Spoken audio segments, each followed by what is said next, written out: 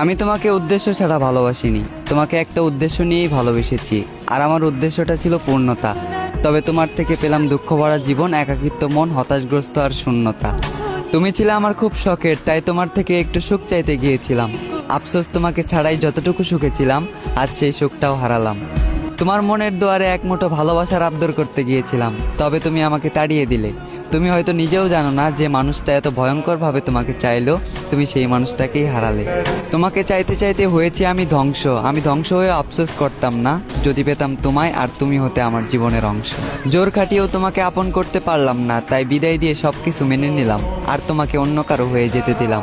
সহ্য করে নিলাম মনের মধ্যে বয়ে যাওয়া ঝড়।